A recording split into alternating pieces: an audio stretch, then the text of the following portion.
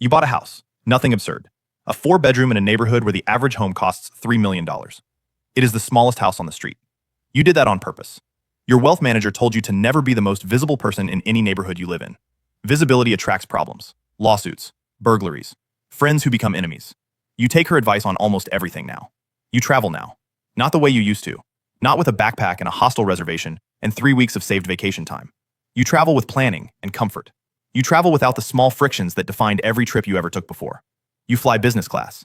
You stay in hotels that have staff who remember your name on the second visit. You eat in restaurants where the bill at the end of the night would have been your rent for a month. You go to Japan. You go to Italy. You go to places you had only seen in photographs. The strangeness has faded. That is what surprises you.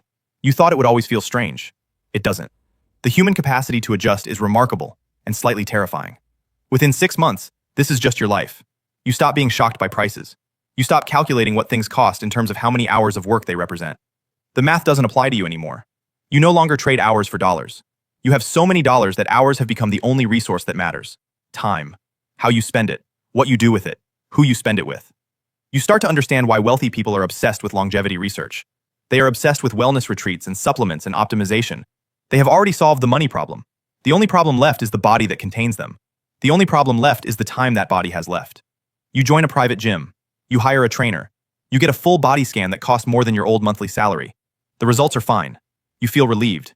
Then you feel ridiculous for feeling relieved. You hire a private chef once a week. You hire a housekeeper. You hire an assistant who manages your calendar. Your life now requires a staff to function. You did not plan for this.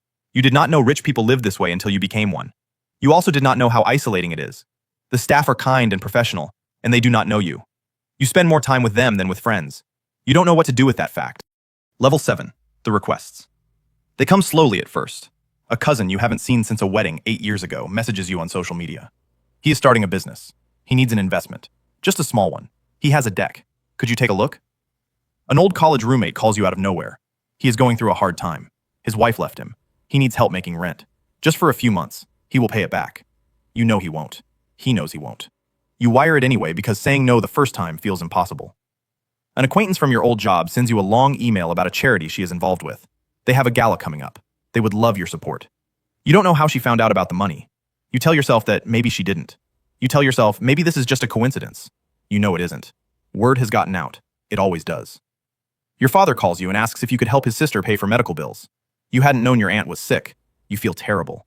You wire the money. Your mother calls you a week later. Her best friend's son needs help with college tuition. He is a good kid. He works hard. It would mean so much. You wire that money too. You can see the pattern forming. The requests are getting bigger. The frequency is increasing. Strangers find you somehow.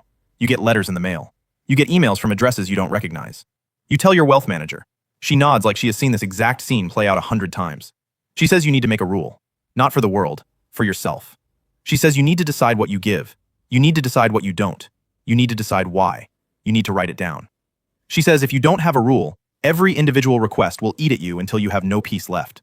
You make a rule. You set a number for annual giving. You create a small foundation. From now on, all requests go through the foundation.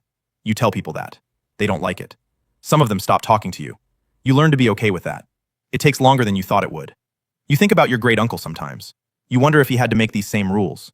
You wonder how many people he turned away in his life. You wonder if that is why he died alone. You wonder if that is what is waiting for you on the other side of all this. Level 8. The relationships. Your girlfriend left you 8 months ago. The breakup was complicated. She said it wasn't about the money. You both knew it was about the money. Not because she wanted it, because she didn't know how to be with you anymore. The two of you used to share something. Stress about rent. Excitement about a vacation you had saved for. The small daily texture of building a life together with limited resources. That texture was gone. You could buy anything. You could go anywhere. The shared problems that had bonded you simply evaporated. She said she felt like she was a guest in your life instead of a partner. You didn't know how to argue with that. You let her go. You miss her in a way that surprises you.